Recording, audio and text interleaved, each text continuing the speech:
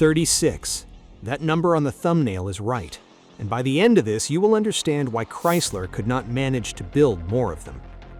In 1957, Chrysler built a car that crossed the Atlantic Ocean twice before a single customer ever sat in it. It went over as a two-door, it came back as a limousine, and the parts needed to turn one into the other were packed inside the car itself, stacked where the seats were supposed to go. This is the Crown Imperial limousine, bodied by Carrozzeria Ghia of Turin. $12,000 in 1957. Let me put that number in context before we go any further. That same year, an Imperial custom two-door hardtop cost $4,736. The average new car in America cost under $2,500. So the Ghia was not slightly expensive. It cost about as much as 5 ordinary cars, and about as much as a house in a lot of the country. Chrysler intended to build 75 of them. They finished 36. Start at the front, because the front is already telling you something is off. This is a 1957 car wearing a 1958 grille. Not a restoration mistake. That is how they left the factory, and we will come back to why. Look at the headlamps and you find the other oddity. 1957 was the year quad headlamps became legal in most American states, but not all of them. So Chrysler tooled the front fenders to accept either arrangement. One 7-inch sealed beam per side, or two 5 3/4-inch units. Same fender, different bezels, slightly different wiring. California was still requiring the singles early in the model year.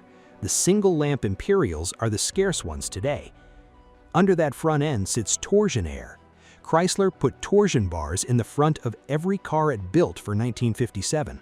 Plymouth, Dodge, DeSoto, Chrysler, Imperial, all of them. A torsion bar is a length of spring steel that resists twisting, and mounting it lengthwise along the frame let Chrysler lower the front of the car without giving up wheel travel. Multi-leaf springs stayed at the rear. It worked. Tom McCahill, who reviewed cars for Mechanics Illustrated and had a reputation for saying things people remembered, wrote that the Imperial cornered flatter than a tournament billiard table. He meant it. He bought a new Imperial every year from 1957 through 1962. The bars did have a habit of snapping without warning in the first few years before the manufacturing got sorted out. But the basic layout Chrysler introduced that year stayed in production until 1981. Here is where the Ghia diverges. The torsion bars Chrysler shipped for these cars were stiffer than the ones on a standard Imperial. The rear springs were not Imperial springs at all. They were leaf springs out of a Chrysler station wagon, which raises an obvious question about a car that was already built. Go underneath and the answer starts to appear. The frame is a separate full perimeter frame with a box cross-section and an X-shaped cross member, and there is a hole through the X where the driveshaft passes. Imperial kept that separate frame all the way through 1966, long after the rest of Chrysler moved to unit construction. On the Ghia cars, the X member was reinforced before it ever left Detroit, and the driveshaft was longer. Chrysler shipped a lengthened driveshaft with the car because the car it was going to become was longer than the car it currently was. That is the whole trick.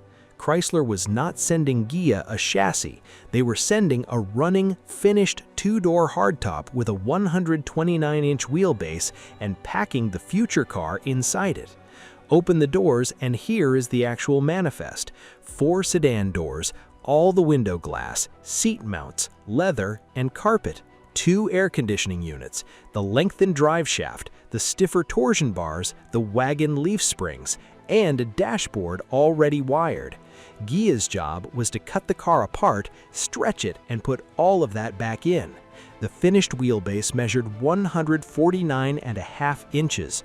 They added more than 20 inches to the middle of a car that had already been assembled and painted. The doors extend up into the roofline. The rear doors on the 57 cars carry a crown in the sheet metal that the 58 cars do not have. And this is the number that explains the price. Ghia's craftsmen spent up to 17 hours per car on door fit alone. Not on the body, not on the interior, on making 4 doors close correctly in an opening that had been cut by hand. Now go back to the dashboard because it arrived in Turin already wired. To the left of the steering wheel is a row of push buttons. That is the transmission. Chrysler put push-button gear selection on everything with an automatic from 1956 through 1964, and the important detail is that Chrysler's system was purely mechanical. A steel push-pull cable ran from the buttons to the TorqueFlite. No solenoids, no motor. That matters because everyone else got it wrong. Packard's push buttons used an electric motor and blew fuses. Edsel put theirs in the middle of the steering wheel, where drivers reaching for the horn in a panic grabbed the transmission instead. Chrysler's buttons had one strange gap. There was no park. The 1957 TorqueFlite had no parking pawl at all. So how do you park it? You go underneath again. The parking brake on these cars does not clamp the rear drums. It clamps the driveshaft. Now the center of that pre-wired dashboard, because of everything Chrysler packed into the shipping crate, this is the strangest thing the wiring was there to support. Highway Hi-Fi. A record player mounted under the dash playing through the radio's speaker and amplifier. It was not an Imperial exclusive, and it did not start in '57. Chrysler announced it in September of 1955 for the '56 model year, across Plymouth, Dodge, DeSoto, Chrysler, and Imperial. The system came from Peter Goldmark at CBS Laboratories, the same man behind the 33 1/3 long play record. Goldmark built a proprietary format for it. 7-inch discs spinning at 16 2/3 revolutions per minute, with an ultra-micro groove playing about 45 minutes per side. Some sources claim closer to an hour. The stylus was 1/4 of an inch. That is half the thickness of a normal record needle. Your home turntable could not play these discs even if it had a 16-speed. About $200 for the option. Chrysler advertised that it would not skip through sharp turns or over railroad tracks. Goldmark developed it in cars with soft suspension. Chrysler then offered it on Plymouths and Dodges with stiff shocks, where it skipped constantly. Warranty claims followed, and local mechanics had no idea how to repair a phonograph. Chrysler sold 3,685 units in 1956. In 1957, they sold 675.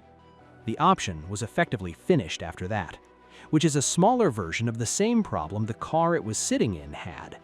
Chrysler kept building things that worked beautifully in the specific conditions they were developed for, and did not survive contact with how they were actually going to be used or sold. Two more things about the body before we close it out. The side glass is curved. That was a first for an American production car, and Imperial did it in 1957. And the paint underneath is a problem. Ghia laid down heavy primer trying to get the panels perfectly flat, and on at least some cars, the excess primer trapped moisture and encouraged rust. That comes from an owner documenting a '57 car rather than a factory record, so treat it as a pattern rather than a rule. Now back to that 1958 grille on a 1957 car. An Imperial coupe was built in Detroit, loaded onto a ship, unloaded in Italy, cut apart, stretched, hand-finished, loaded back onto a ship, and returned to North America. That is not a fast process. By the time the cars were finishing, the next model year's styling was already available, and Chrysler used it. And that is the actual answer to the question I asked at the start. Chrysler wanted 75 cars. Every one of them required 2 ocean crossings, a finished automobile cut apart and rebuilt by hand, and 17 hours of labor on the doors alone. There is no version of that process that goes faster by doing more of it. Handwork does not scale. Every additional car costs exactly what the last one cost, and at $12,000 a copy, there were not 75 buyers waiting anyway. They did not stop at 36 because 36 was the plan. They stopped at 36 because that is where the demand and the process met. The program ran 9 years, 36 in '57, 31 in '58, 7 in '69, 16 in '60, 9 in '61, none at all in '62, 13 in '63, 10 in '64, and 10 in '65. 132 limousines in total. Then it stopped, reportedly because Ghia had no experience with unit body construction and Imperial was finally moving to it. There's one loose thread I could not close.